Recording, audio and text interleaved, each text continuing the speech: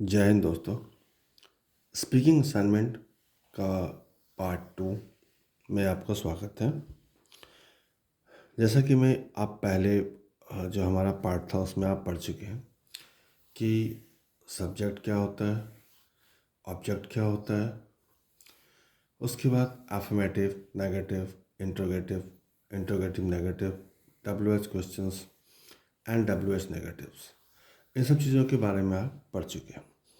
एक बार हम आपको जानकारी दे दें सब्जेक्ट के बारे में। यहाँ पे इंग्लिश पढ़ने के लिए, बोलने के लिए और लिखने के लिए तीनों ही कंडीशंस में हमें सब्जेक्ट, वर्ब और ऑब्जेक्ट, इन तीनों की ज़रूरत होती है। तो सबसे पहले हम बात करेंगे सब्जेक्ट की। जैसा कि हम पहले भी बता चुके हैं कि सब्जेक्ट कुछ भी हो सकता है, यानी कि सब्जेक्ट नाउन हो सकता है, प्रोनाउन हो सकता है, वर्ब हो सकता है, एडवर्ब हो सकता है, प्रीपोजिशन हो सकता है, कंजंक्शन हो सकता है, इंटरजेक्शन हो सकता है, कोई वर्ड हो सकता है, कोई फ्रेज हो सकता है, कोई क्लाउज हो सकता है, या पूरा का पूरा सेंटेंस किसी एक सेंटेंस का सब्जेक्ट हो सकता है। ठीक उसी तरह से ऑब्जेक्ट की भी कोई लिमिट नहीं होती है। ऑब्जेक्ट भी कुछ भी हो सकता है। ऑब्जेक्ट नाउन हो सकता है, प्रोनाउन हो सकता है, वर्ब हो सकता है, एडवर्ब हो सकता है, एडजेक्टिव हो सकता है, कंजंक्शन हो सकता है, प्रीपोजिशन हो सकता है, इंटरजेक्शन हो सकता है, वर्ड, फ्रेज, क्लाउज, या फिर पूरा का पूरा एक सेंटेंस किसी दूसरे सेंटेंस का ऑब्जेक्ट भी हो सकता है। तो जैसा कि आप जान चुके हैं कि ना तो सब्जेक्ट की कोई लिमिट होती है और ना ही ऑब्जेक्ट की। तो सेंटेंस बनाने में जो सबसे इम्पोर्टेंट रोल प्ले करता है वो है वर्ब, हेल्पिंग वर्ब और मेन वर्ब। तो यहाँ जो हम बात करेंगे वो बात करेंगे सिंपल सेंटेंस की। सिंपल सेंटेंस जो मोस्टली बनता है वो हेल्पिंग वर्ब की मदद से। हेल्पिंग वर्ब जैसा कि आप जानते हैं वो 24 होते हैं। इसका पूरा सेट हम आपको देंगे। जो टेंस वाला जो चैप्टर होगा हम उसमें देंगे, उसका पूरा डिटेल रहेगा, पूरा उसका चार्ट बना रहेगा। तो टोटल हेल्पिंग वर्ब जो होते हैं वो 24 होते हैं। और हम जो सिंपल सेंटेंस मोस्टली जो हम बनाएंगे हम उसी के आधार पे हम आपको ये भी जानकारी दे रहे हैं कि अ, हम यहाँ पे जो चलेंगे वो इंग्लिश टू हिंदी स्टार्टिंग में, और जब हम स्पीकिंग के पार्ट में जाएंगे तो इंग्लिश टू इंग्लिश चलेंगे। तो पहले हम इंग्लिश टू हिंदी के लिए चलते हैं। तो उसके लिए जो हम जाएंगे तो हमें कुछ फॉर्मूला की ज़रूरत होती है, या फिर कुछ यूँ कहो तो स्ट्रक्चर्स की ज़रूरत होती है। तो सबसे पहले हम बात करेंगे यहाँ पे सिंपल सेंटेंस की। तो सिंपल सेंटेंस का जो स्ट्रक्चर्स बनता है, जो पहला स्ट्रक्चर्स होता है वो बनता है इज, एम और आर के हेल्प से। यहाँ मैं आपको जानकारी दे दूँ। जैसा कि आप जानते हैं इसका मतलब होता है। एम का मतलब होता है हूँ, और आर का मतलब होता है हो। सीधा सा बहुत ही आसान सा ट्रिक है, और एक बार जब ये समझ जाएंगे तो आपको बिल्कुल सेंटेंस बनाने में बहुत ही मज़ा आएगा, और आप इंजॉय करेंगे आप। तो हम यहाँ पे स्टार्ट करते हैं यहाँ से पहले से। तो सिंपल सेंटेंस का जो आप पहला जो स्ट्रक्चर्स होता है उसका जो फॉर्मूला होता है वो होता है subject is, am are, object. उसका अफर्मेटिव में होता है, और नेगेटिव में अगर आप बनाने के लिए जाएंगे तो subject is, am are, not plus object.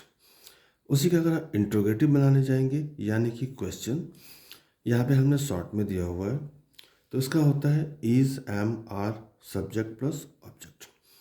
और इसी का अगर आप इंट्रोगेटिव नेगेटिव बनाने के लिए जाएंगे तो ये होता है is, am, are, subject, not object.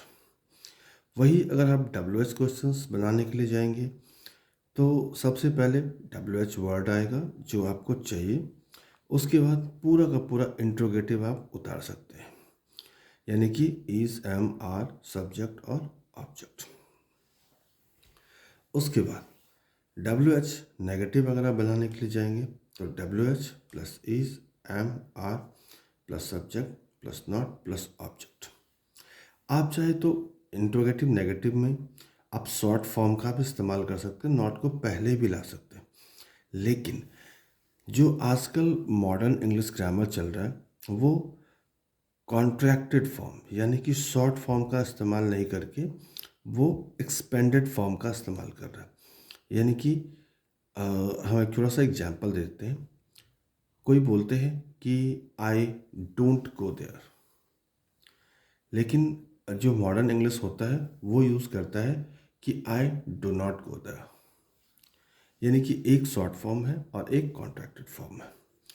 यहाँ नीचे हम पहले सब्जेक्ट की बात कर लेते हैं। थोड़ा सा सब्जेक्ट का कुछ एग्जांपल्स लेते हैं। अगर सब्जेक्ट आई अगर लेते हैं तो आई के साथ एम लगता है। अगर subject he, she, it, names, singulars अगर हम लेते हैं तो इसके साथ इज लगता है। अगर यू, वी, दे और प्लूरल्स लेते हैं तो इसके साथ आर लगता है। तो अब यहाँ पे हम सेंटेंस को अपने हिसाब से बनाते हैं। आप जैसा कि मैंने पहले ही आपको बताया कि सब्जेक्ट कुछ भी हो सकता है, यानी कि noun, pronoun, verb, adverb, preposition, conjunction, interjection, word, phrase, clause, word, even पूरा का पूरा सेंटेंस किसी एक सेंटेंस का सब्जेक्ट हो सकता है। तो सब्जेक्ट कुछ भी हो सकता है। तो ठीक है, हम यहाँ पे ट्राई करते हैं जो कुछ भी हो सकता है। तो क्या सब हो सकता है?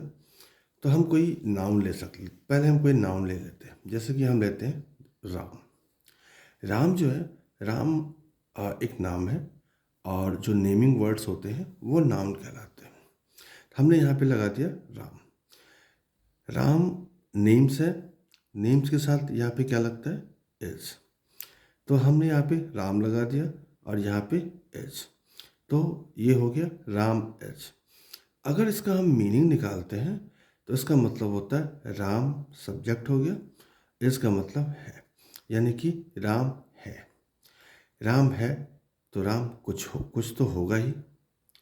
वो डॉक्टर हो सकता है, इंजीनियर हो सकता है, प्राइम मिनिस्टर हो सकता है, टीचर हो सकता है, लॉयर हो सकता है, कुछ तो हो सकता है। तो हम यहाँ पे कोई एक उसमें से चूज़ कर लेते हैं, जैसे कि हम डॉक्टर चूज़ कर लेते हैं। तो ये हो गया राम इज़ अ डॉक्टर, यानी कि राम है, क्या है? डॉक्टर। तो Ram is a doctor means Ram एक डॉक्टर है। ठीक उसका अगर हम इंट्रोगेटिव बनाने के लिए आएंगे तो ठीक वही फॉर्मूला का हम इस्तेमाल करते हैं। राम को हम यहाँ पे लाते हैं। राम इज, राम के साथ इज लगता है तो राम इज। राम है, क्या है? तो डॉक्टर है, लेकिन हमें क्या बनाना है? नेगेटिव। तो यहाँ पे हम राम इज नॉट, इसका मीनिंग हम निकाल के देखते हैं क्या होता है। राम नहीं है, क्या नहीं है? डॉक्टर। पूरा सेंटेंस क्या बनेगा? Ram is not a doctor, Ram एक डॉक्टर नहीं है। अब हम इसका क्वेश्चन वर्ड यानी कि इंट्रोगेटिव बनाते हैं। तो इंट्रोगेटिव में क्या होता है कि हम ये जो हेल्पिंग वर्ब दिया हुआ है इज, एम, आर, ये हेल्पिंग वर्ब बाहर आ जाते हैं और ये सब्जेक्ट जो है ये अंदर आ जाता है। यानी कि हेल्पिंग वर्ब बाहर आ जाएगा और ये सब्जेक्ट अंदर आ जाएगा, बाकी इधर ऑब्जेक्ट है। तो अब हम देखते हैं सेंटेंस बनता है कि नहीं। तो हमने जो पहला एग्जाम्पल लिया है राम इज ए डॉक्टर, उसी का हमें इंट्रोगेटिव बनाना है। तो यहाँ पे जो सब्जेक्ट लिया था हमने, सब्जेक्ट यहाँ पे राम था, तो ये सब्जेक्ट यहाँ पे आ गया राम। इसका जो हेल्पिंग वर्ब लगता है वो है इज। तो तीनों तो बाहर आएगा नहीं, जो सब्जेक्ट के साथ है वही बाहर आएगा, तो हमने इज को बाहर ले लिया। तो हो गया इज, सब्जेक्ट यहाँ पे आ गया राम, इज राम, ऑब्जेक्ट हमारा क्या था? डॉक्टर। तो इज राम अ डॉक्टर, क्या राम एक डॉक्टर है? इंट्रोगेटिव जब हम क्वेश्चन बनाते हैं तो इसका जो मीनिंग निकलता है वो क्या से निकलता है, यानी कि क्या राम एक डॉक्टर है, इज राम अ डॉक्टर। अब उसी में हम इंट्रोगेटिव नेगेटिव बनाते हैं, तो हम सब्जेक्ट के बाद नॉट लगा देंगे। Is Ram not a doctor, क्या क्या राम एक डॉक्टर नहीं है। तो अगर हम चारों की बात करें तो Ram is a doctor, Ram is not a doctor, is Ram a doctor, is Ram not a doctor, ये चार हो गए। अब हम बात करते हैं WH क्वेश्चंस की। ये भी एक तरह का क्वेश्चन ही है। इसमें जो क्वेश्चंस होते हैं क्यों, कहाँ, कैसे, कब, इस तरह के क्वेश्चंस हम इस्तेमाल करते हैं।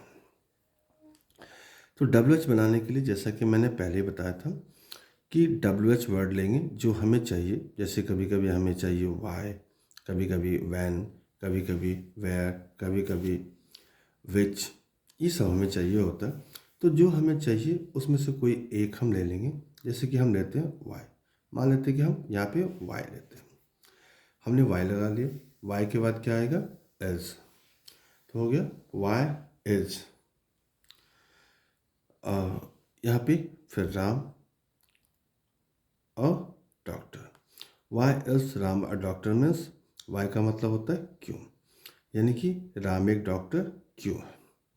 और उसी का negative why is Ram not a doctor means Ram एक डॉक्टर क्यों नहीं है।